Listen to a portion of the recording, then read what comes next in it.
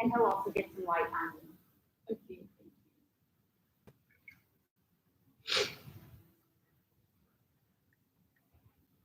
You guys don't mind if I practice? Not at all. Go ahead.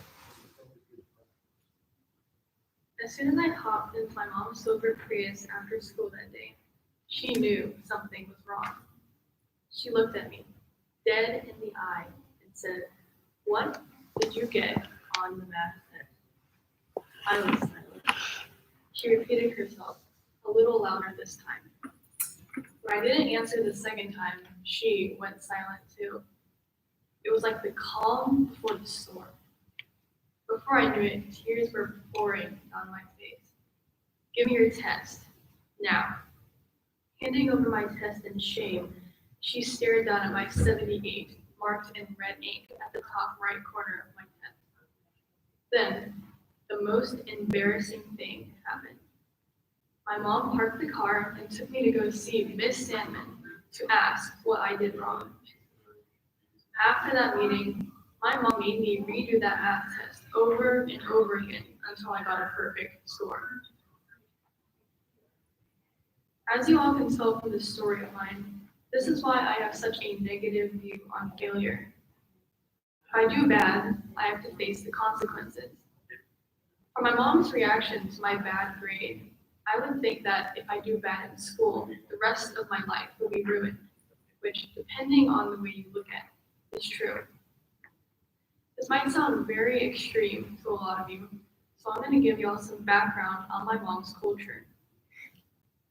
If you don't know me, my mom is Chinese, and in China, many parents have extremely high expectations for their kids. It's just the standard there. Almost all Chinese parents expect their kids to do the best and be the best. Of course, we are not in China right now, but even still here in America, my mom has set the same expectations for me that many put on their kids in China. I'm expected to get all A's and be at the top of my class, and I can assure you, I do not get A's all the time, and I am for sure not the top student in my class. Many Chinese mothers are pretty strict, to put it lightly. To her, B's are equivalent to F's. In other words, I've failed a lot. However, over the years, I've noticed that I have misinterpreted my mother's actions in a mainly negative way. What I missed was my mom was trying to teach me many lessons about how to deal with failure. Once you know you failed, take action immediately. First, figure out what you did wrong. By doing this, you will learn exactly what made you fail and learn from it. Secondly, seek help. It's important to go to teachers and professionals when you fail on something because these people know what it's like and they will most likely know the reason why you failed. By taking me to see Miss Sandman after I got a C on that test, and by making me redo that math test right when I got home, my mom taught me these lessons, and I'm grateful to her. I know that all her strict discipline is driven by love, and I appreciate that. All the pressure that has been put on me my whole life has shaped my viewpoint on the concept of failure itself. It was in my junior year of high school that it truly clicked for me that failure is a part of life. It's a part of your essential learning. Failure is normal. I used to get so worked up about not doing the best all the time. I still do, just with a different mindset.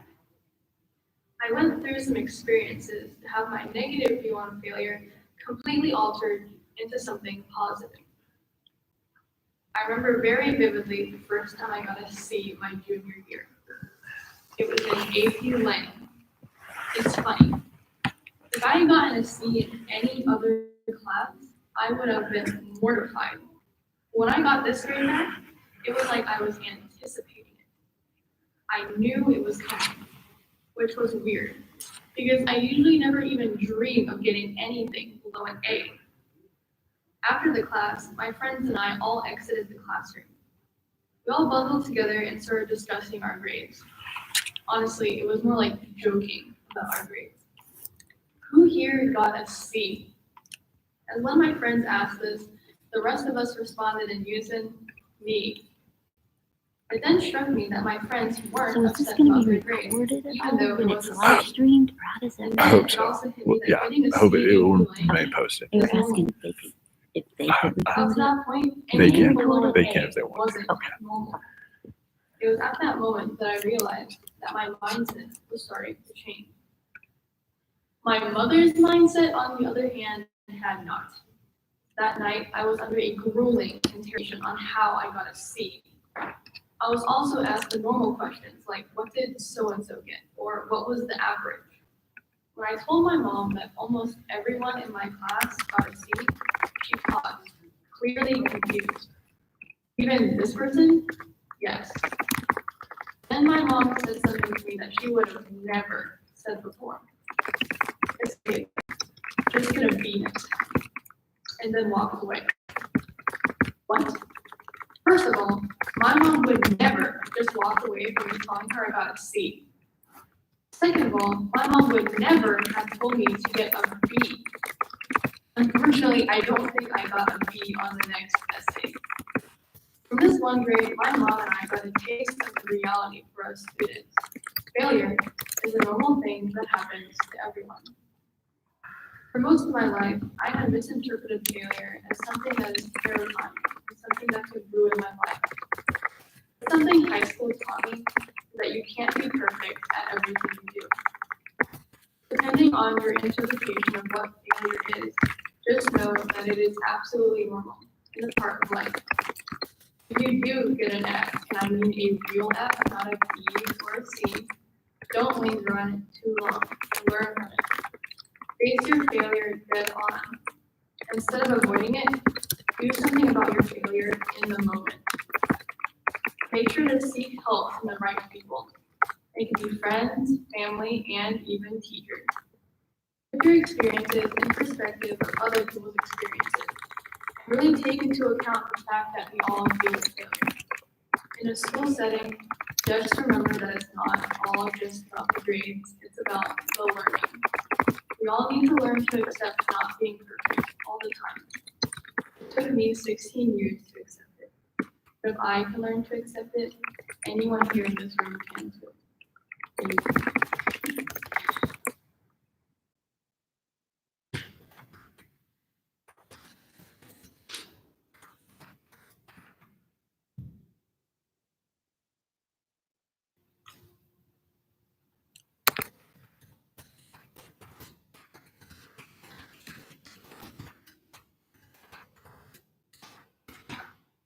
Oh, this is weird. Do you want me to just leave my paper here? Or That's hold fine. it? You can leave it there.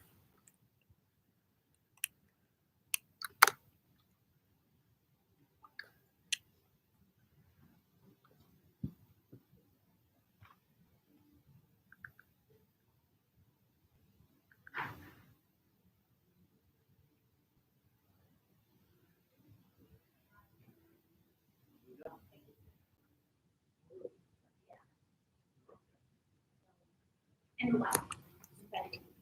But I did get for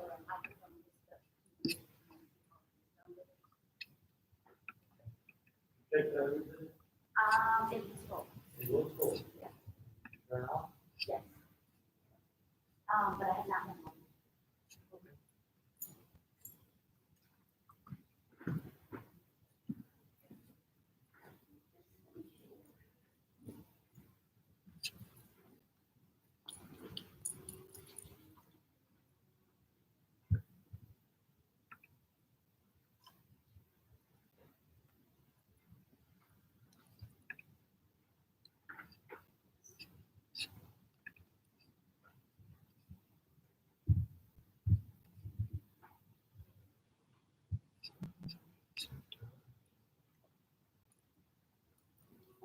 Hey, how are you?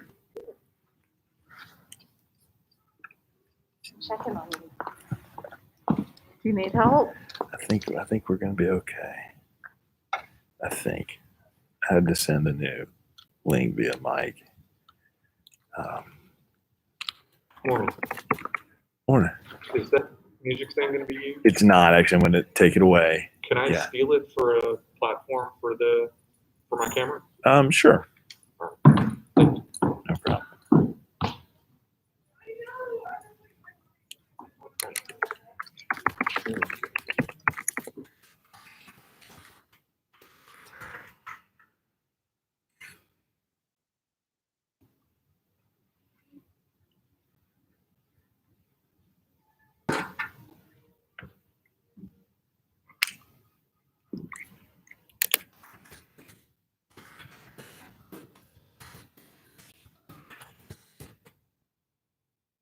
Not at all.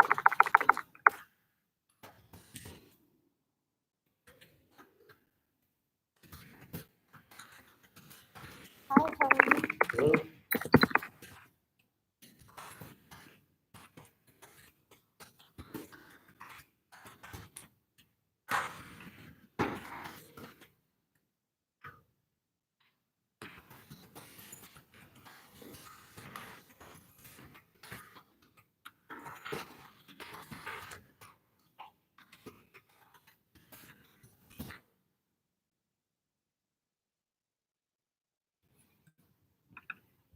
Hi, Lydia.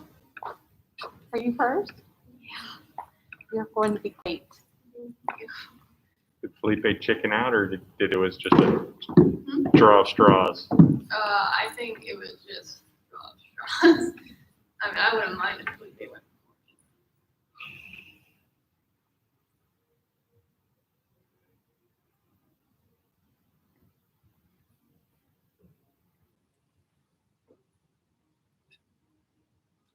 You'll be great. I look powerful in this position. You do.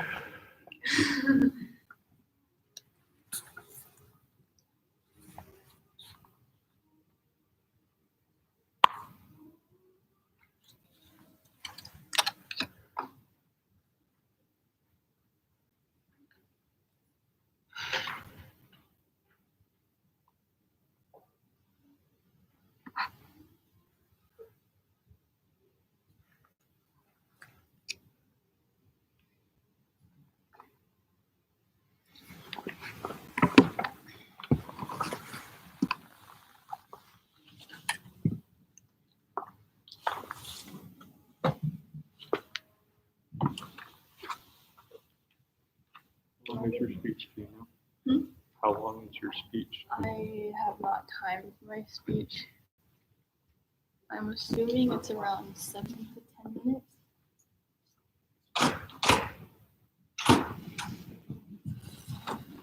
Roll.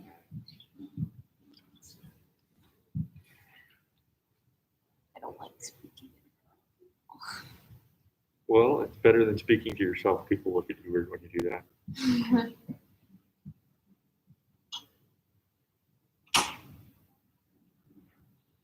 Do you have any desire for me to take video of you, or would you prefer this to be a blip in memory in the future? Yeah, The blip in memory? yeah. All right.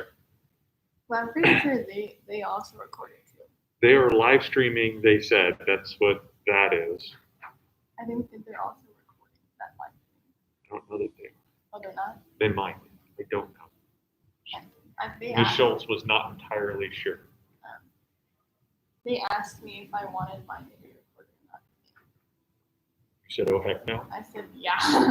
I went ahead and just said yes. I mean, I don't particularly care once I mess up. Well, just remember all of the famous people that have messed up in the past. They've not been burned at this thing. It's a high school speech. And my mom was like, Joe Biden literally stuttered the other day. Yeah? But I was like, I'm not Joe Biden though. I don't know. Have you ever seen the movie The King's Speech? It's about the King of England who ascended the throne when his brother abdicated during World War II. Oh. And he had a horrendous stutter. So he did not do well. He was very terrified of public speaking, but because he ascended to the throne, He had to, yeah. he just had to, and he had to bring the country together. So he needed to seem powerful and together. Did he seem powerful and together? Yeah, Oh. and he hated it just as much as you hated it. You know, it's sort of a normal thing. If my face didn't turn red when I spoke in front of people, I think I'd be fine with public speaking. Like, my face turns very red when I am in front of people. So first off, these aren't people; these are your classmates, right? So that's different. And everybody's going to have to do this, right? Not everyone, you volunteer. You volunteer? Yeah, a lot of people have dropped. You would have to be volunteer. Really? Mhm. Well, to which I say, congratulations for being brave and doing it. So, and do you really think anybody's going to come up to you and say, "Oh my God, I can't believe how you did your speech"? No. No, of course not. Because if they don't do one themselves, you can just tell them to pound sand. And Well, if they like, did, how about you do one? yeah. And how about you do one? I haven't heard your speech. So You know what time it is? it is 10:05.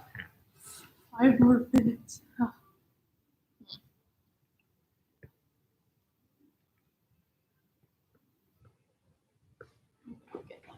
Yeah, water. Okay.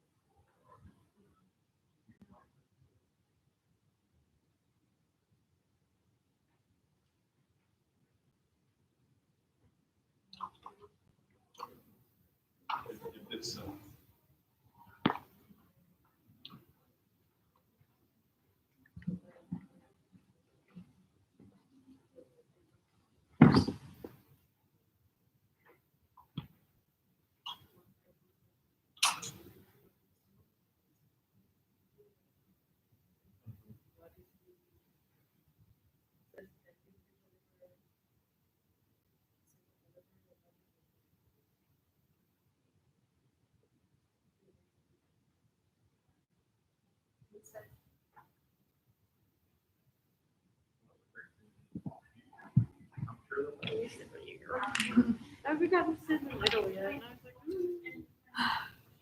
Are you? Yeah. oh my god. Mm.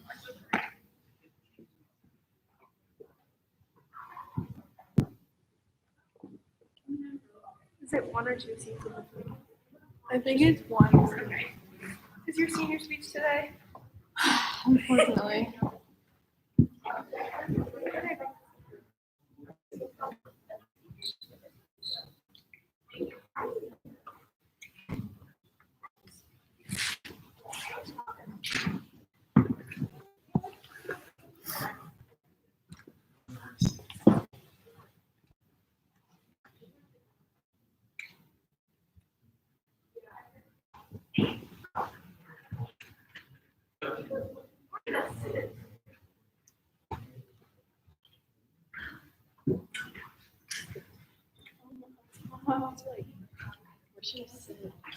The seniors are that's what yeah, the middle section.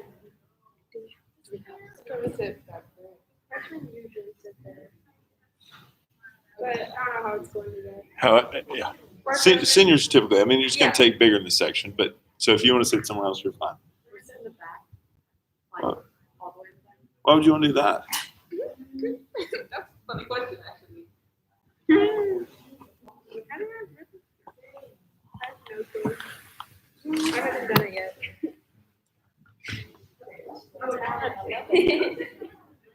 I was just there this weekend. Yes. I was. They were holding up their signs everywhere. Watching the football game. I loved it. Woo! Woohoo! Yay! It's even scarier that my daughter loved the campus. She was like, done. I love campus. It's gorgeous. Oh, I know. I'm like, and how do you even find your way around? I know. It's It's like huge. once you go a couple of times, you're a Little more. Little bit Okay. about Okay. Just kind of where you know, like when you know where the central things are, you can kind of base off. Right. Like my daughter's favorite, of course, is the bookstore. Like, of course. So we spent a lot of money in the bookstore. I was like, Yeah. oh my goodness. So yeah, she I'm was gonna really say good I'm at guilty that. of already spending a lot of money at that bookstore. Right? On game day, like, Oh, I can only imagine. I was so excited that there wasn't a game like when we went because we wouldn't have been able to get anywhere. yeah. Yeah, they had all the It's very things. full. right, but they had the things like they were watching the game on the big jumbotron, like on the campus. It was so cool. It was awesome. So I went to a school that didn't have a football team. So I know, but we were undefeated, is what I said. We never got defeated, right?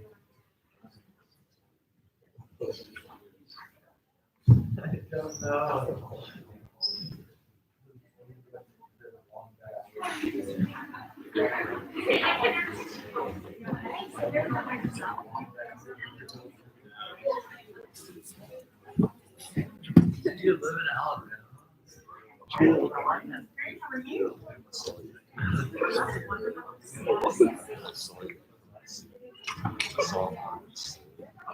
So I saw it worse.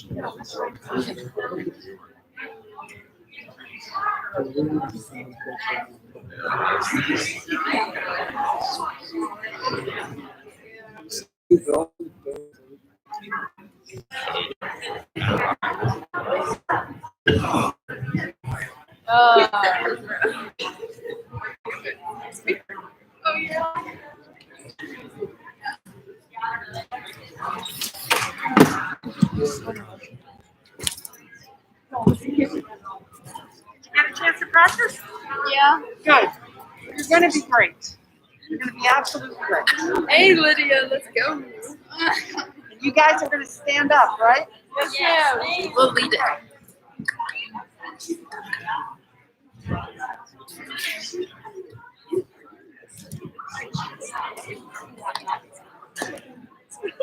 I'm scared she's gonna tell me something like close it down. Turn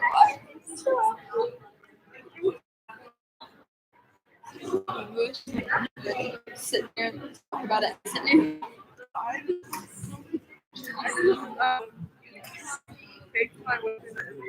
I'm gonna make my way through strange cases. Oh, I forgot my yeah. This cute one you in your kindergarten buddy. Been gone. I'm downloading all of them for your no, it works now. I forgot that. I downloaded the app. But I think on my computer it was just Bitagami.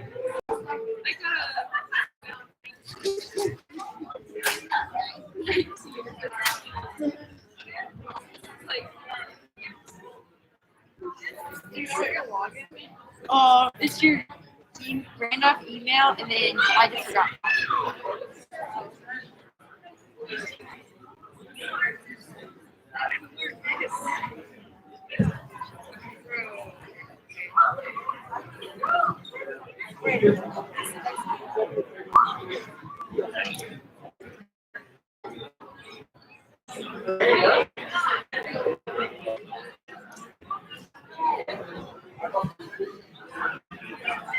Oh, yeah. It's not.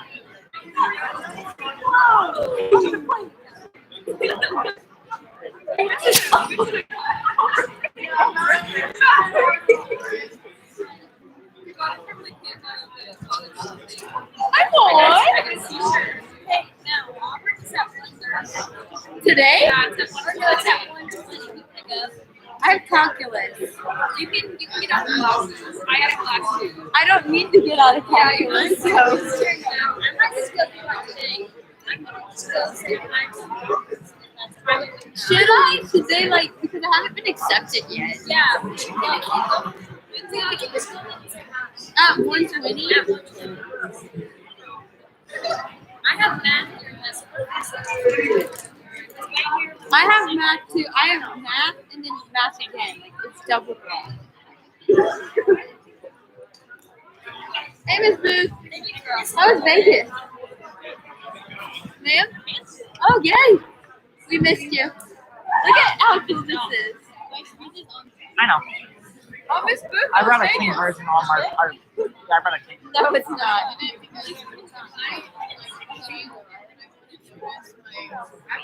I mean, I marked up. I changed my additions, but then I just ran the whole clean version. Okay. first 30 minutes. I didn't, the outlet one did not. Okay. Yeah. Hey, look, I and Jane won't be judging. Oh. Oh. I was under the impression that you invited them and they just said no. Okay. That changes. As you're coming in, freshmen, feel free to sit in the back. Make sure we got 2 seats in between. Good.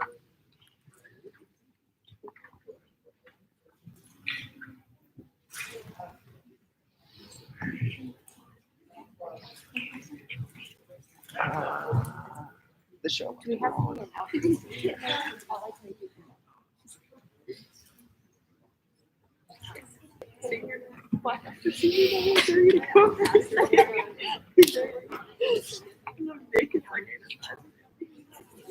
Should I do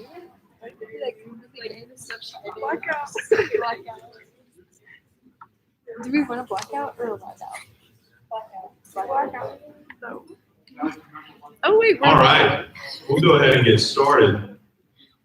So today, we're obviously trying something a little new. I know it has not been that fun for the last year and a couple weeks now to watch community time videos in your advisory. And so one of the big things we wanted to do, especially today as we have our first senior speeches, is actually be able to deliver those in person. So we feel good about having 2 grade levels in the Thurber Arts Center. So our seniors, when we have community time in here, which we are planning to do from now on, will be in here, and then we will be rotating the other classes, and we'll be sending out that information. Today, we do have our first 2 senior speeches, and we're really excited about this, partly because what it allows our senior class to do, those who have been with us now for 3+ years, to share with our entire student body thoughts and lessons learned as they prepare to graduate and matriculate on. So without further ado, we'll go ahead and start today. Our first senior speech of the year is Lydia Slocum.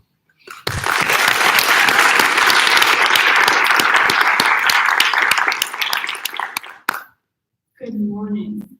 Good morning. My mindset throughout freshman years, halfway through junior year was, Lydia, if you get a B on this test, your grades are going to go downhill from there. You're going to fail high school, not go to college, end up on the street, and buy a loan. I'm serious. This is what I would legitimately think before I took any test. It was raining this one day in 8th grade. I remember it very vividly. We were in Miss Stanton's math class. We were getting our word problems test back. I did not feel good about this test, and my palms were slick with sweat as the tests were being handed out. As Miss Stanton walked next to me, she slipped my test face down on my desk. First red flag. Whenever teachers try to hide the score of your test, it either means you did bad or you did really bad. My hands had a slight tremor to them as I reached forward to peek at my score. As soon as I looked, I immediately regretted my decision. My heart dropped in my chest and my throat went dry. I just got a 78 on a math test. A math test of all subjects. Math is supposed to be my best subject. I remember excusing myself to the bathroom and just full on sobbing in the stall. This was the first C I'd ever made my whole life, and I knew my mom was going to explode. I could sense death in my near future. Every step I took the rest of the day was heavy, like a huge weight was draped across my whole body. Now, most people would just say to me, just tell your mom you got an A and don't show her the test. She'll never know. Very funny. My mom has this spidey sense that allows her to know when I get a bad grade. As soon as I hopped into my mom's silver Prius after school that day, she knew something was wrong. She looked at me, dead in the eye, and said, "What did you get on the math test?" I was silent. She repeated herself, a little louder this time. When I didn't answer the second time, she went silent too. It was like the calm before the storm. Before I knew it, tears were pouring down my face. "Give me your test, now." Handing over my test in shame, she stared down at my 78 marked in red ink at the top right corner of my test. Then, the most embarrassing thing happened. My mom parked the car and took me to go see Miss Sandman to ask what I did wrong. After that meeting, my mom made me redo that math test over and over again until I got the perfect score. As you all can tell from the story of mine, this is why I have such a negative view on failure. If I do bad, I have to face the consequences. From my mom's reaction to my bad grade, I would think that if I do bad in school, the rest of my life will be ruined, which, depending on the way you look at, is true. This might sound very extreme to a lot of you, so I'm going to give you all some background on my mom's culture. If you don't know me, my mom is Chinese. And in China, many parents have extremely high expectations for their kids. It's just the standard there. Almost all Chinese parents expect their kids to do the best and be the best. Of course, we are not in China right now. But even still here in America, my mom has set the same expectations for me that many put on their kids in China. I'm expected to get all A's and be at the top of my class. And I can assure you, I do not get A's all the time, and I'm for sure not the top student in my class. Many Chinese mothers are pretty strict, to put it lightly. To her, B's are equivalent to F's. In other words, I've failed a lot. However, over the years, I've noticed that I've misinterpreted my mother's actions in a mainly negative way. What I missed was my mom was trying to teach me many lessons about how to deal with failure. Once you know you failed, take action immediately. First, figure out what you did wrong. By doing this, you will learn exactly what made you fail and learn from it. Secondly, seek help. It's important to go to teachers and professionals when you fail on something, because these people know what it's like, and they will most likely know the reason why you failed. By taking me to see Miss Sandman after I got a C on that test, and by making me redo that math test right when I got home, my mom taught me these lessons, and I'm grateful to her. I know that all her strict discipline is driven by love, and I appreciate that. All the pressure that has been put on me my whole life has shaped my viewpoint on the concept of failure itself. It was in my junior year of high school that it truly clicked for me that failure is a part of life. It's a part of your essential learning. Failure is normal. I used to get so worked up about not doing the best all the time. I still do, just with a different mindset. I went through some experiences to have my negative view on failure completely altered into something positive. I remember very vividly the first time I got a C my junior year. It was in AP Lang. It's funny. If I got a C in any other class, I would have been mortified. But when I got this grade back, it was like I was anticipating it. I knew it was coming, which was weird, because I usually never even dream of getting anything below an A. After the class, my friends and I all exited the classroom. We all bundled together and started discussing our grades. Honestly, it was more like joking about our grades. Who here got a C?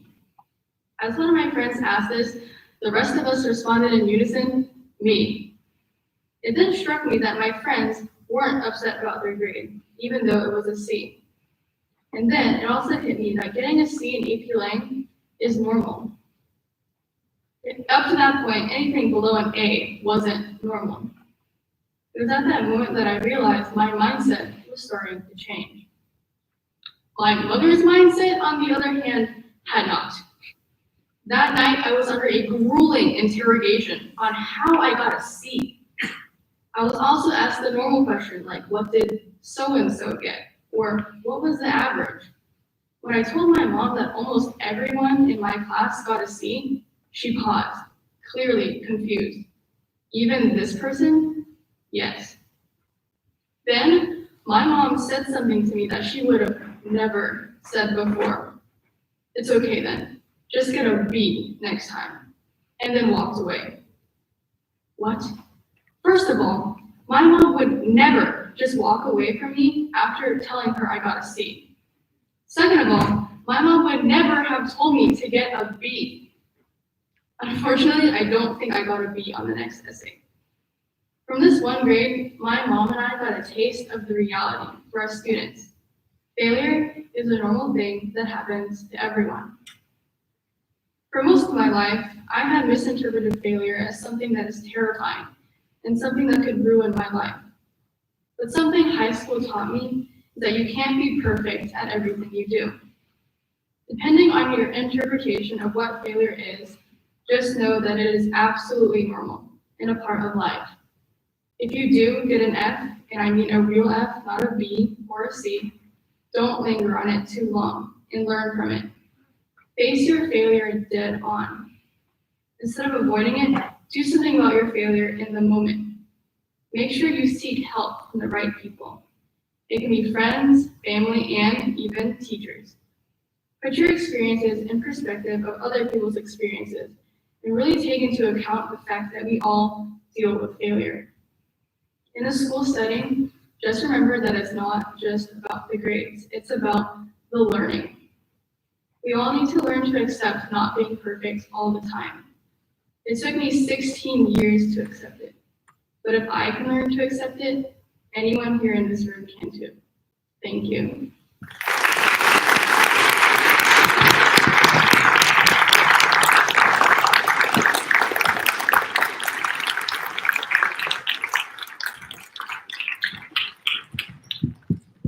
Thank you, Lydia. You guys all right? Fresh. We okay? Good. All right, our next senior speaker is Felipe Marcos Rodriguez.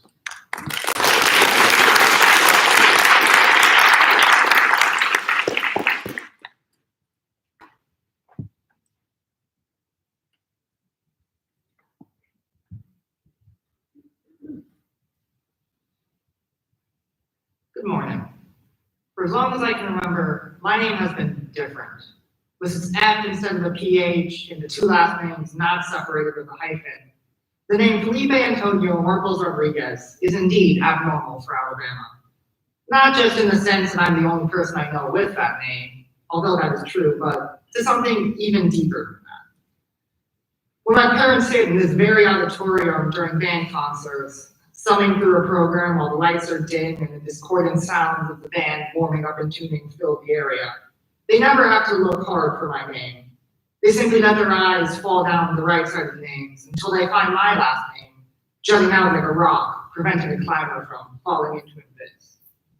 However, sometimes this difference rears its head in a more malicious manner. My father and I have spent too many afternoons sitting in an overly bright doctor's office, surrounded by the sharp smell of disinfectant, waiting not for treatment, but for them to acknowledge my existence in relation to my insurance. Secretaries scroll over vast lists, looking for either Felipe Marcos, Felipe Rodriguez, or Felipe Marcos - Rodriguez.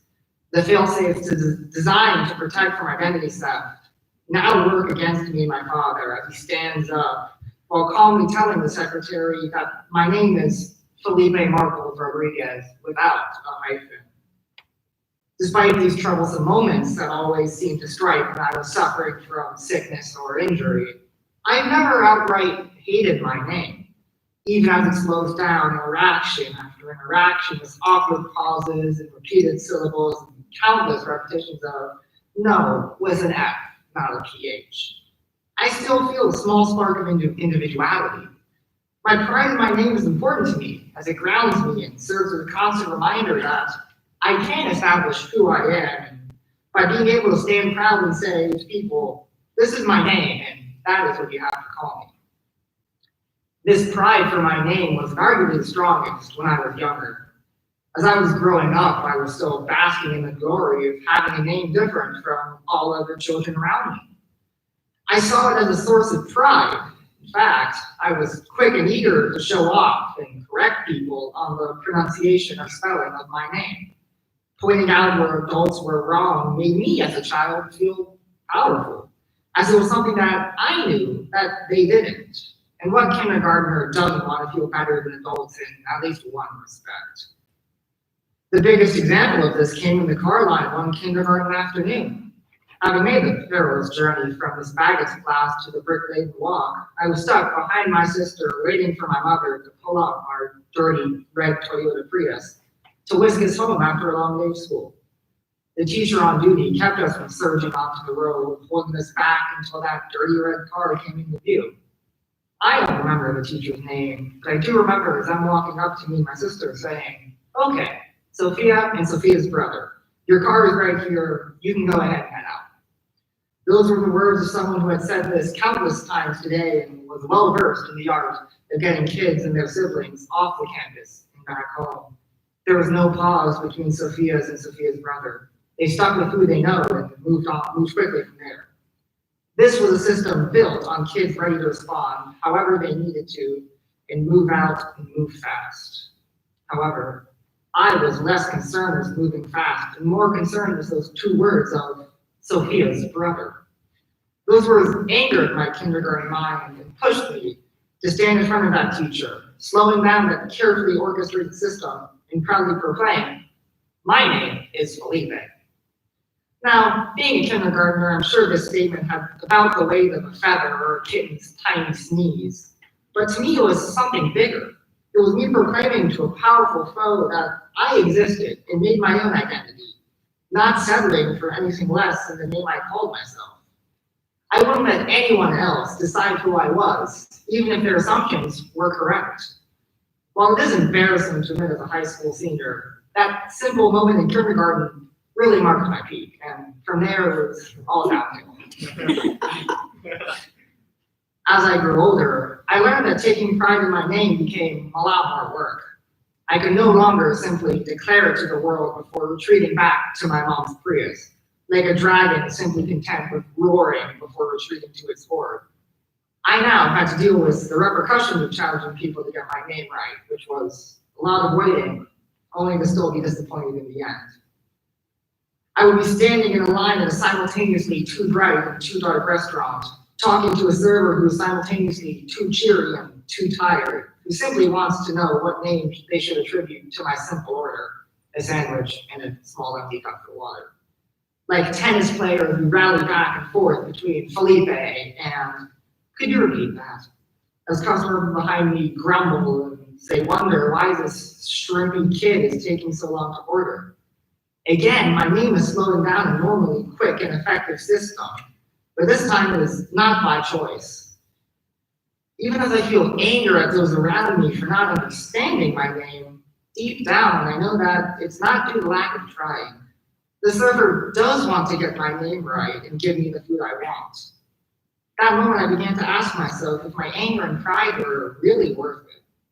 It was unlikely that I would ever meet anyone at this restaurant, ever again, so what was the point of getting angry? Even if I gave my correct name, what would it matter? It would simply be a line of text printed on a receipt I would inevitably throw away whenever I cleaned my car.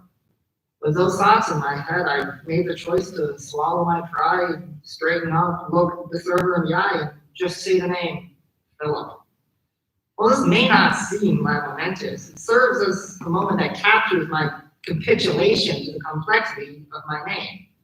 A moment where my pride lost to my shame and where the kindergarten spirit that was willing to challenge a teacher fell before a simple restaurant worker trying to give me a sandwich. While not the first domino to fall, that scene does capture a general trend in my recent years to fall back on nicknames and other more personal or specialized titles, tailored to what my audience was likely to understand. Retail workers and employees knew me as Philip. Friends call me Pipe. The name derived from my sister's inability to pronounce Felipe as a child. As long as I could tell a person was referring to me, it was enough to even endure names such as Felipe or Felipe. At times, words weren't even necessary, as sometimes I would simply respond to a person reaching a point on a list of names and pausing with a confused look on their face. While this practice seems harmless, it secretly had the effect of almost splitting myself between the names people call me. These identities became more and more removed from each other as time went on. Felipe was a gruff runner, always ready to give people a swift smack upside the head if they annoyed him. Pipe was a friend willing to both step in with a quick, sarcastic remark, while also desperately trying to keep his friends out of trouble, so as not to concern his parents. And Felipe was merely the student who worked hard in class to make free time for these other personalities to exist and run wild. All these people had a chasm between them, and as time went on, that chasm only seems to grow and widen. I began to make more of a conscious effort to switch tracks as the people I was with changed, for fear that if they saw another side of me, they would be angry or even worse, disappointed. This came to a head on the eventful day of July 2nd, where Ms. Hilling congratulated one Felipe Marcos Rodriguez for being recognized by the teachers of Randolph for being a senior they thought would set a good tone for the 2021-2022 senior speeches. Despite it being well past 1 p.m., I read the email from the comfort of my bed with the same groggy confusion that one reads their alarm clock when they awaken at the start of their day. As I read the congratulatory remarks, my first thoughts were, man, I feel bad for that Felipe kid. He has to write a senior speech over the summer. Before suddenly realizing, hey, wait, that's me. That moment of confusing myself for someone served as a rude awakening that forced me to ask myself, how much pride did I have in my name if I was constantly shoving it aside in favor of simpler or seemingly funnier alternatives? If I no longer reacted to Felipe with the same resounding confidence my kindergarten self had when proclaiming it, could I really say that it was my name? Even if I decided that it was my name, how would I serve to bridge the gap between it and the other names that I go by? Would it even be possible to cross that chasm and create a single name that would encapsulate all that I am with enough accuracy to have me look on it with pride? That question is still not one I can answer, but that may not be a total surprise, and it has been only a month. However, that does not mean it isn't possible. As I continue to try to find a way to give my name the proper respect I know deep down it deserves, I want all of you to think about the names that you have, and whether or not you are treating them how you truly feel they should be treated.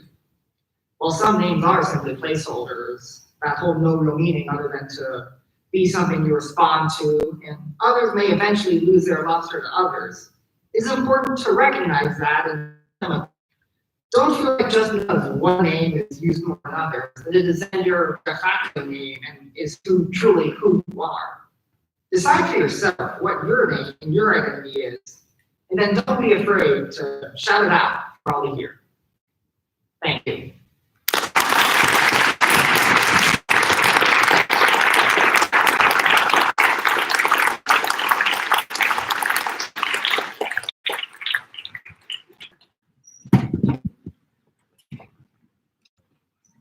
Thank you, Lydia and Felipe.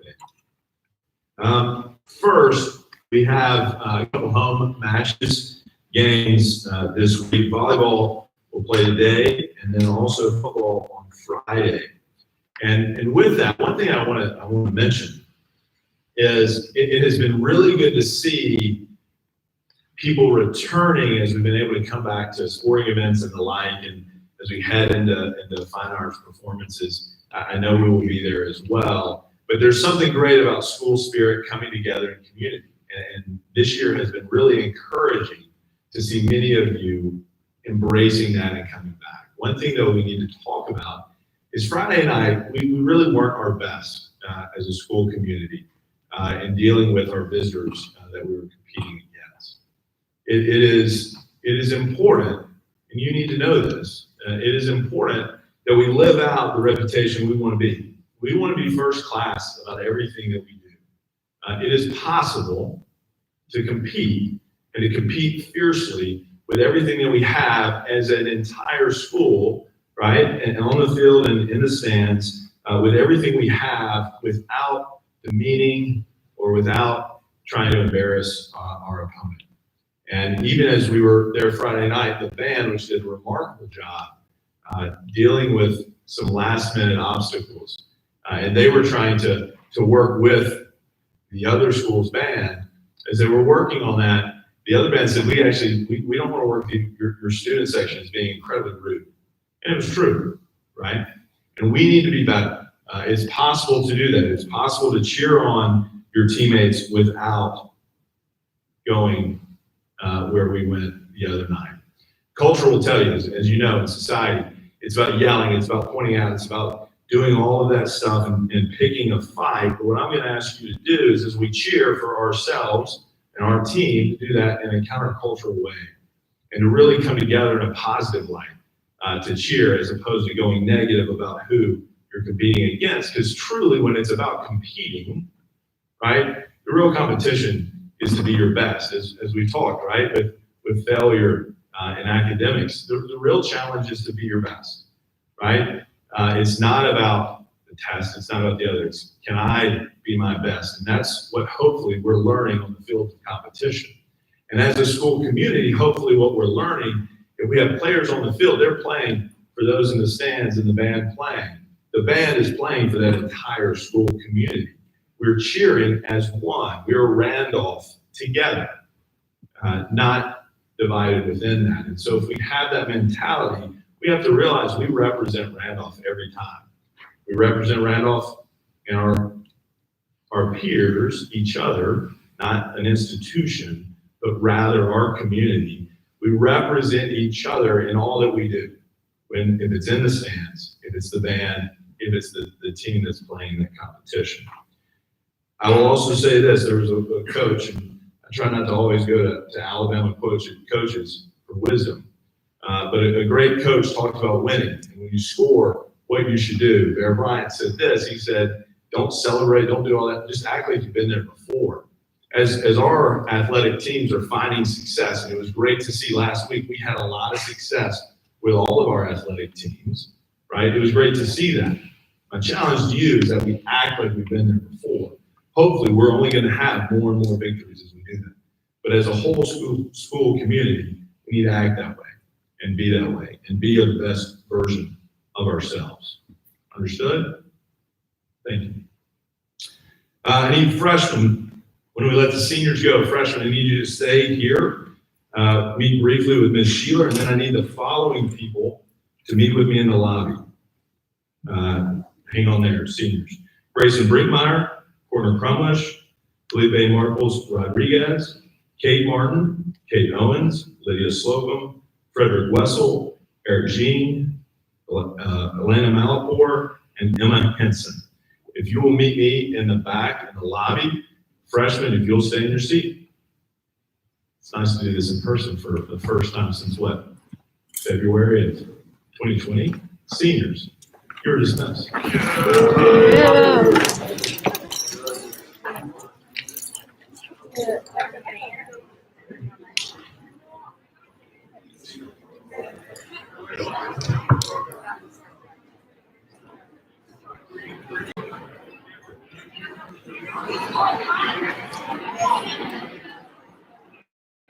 Oh,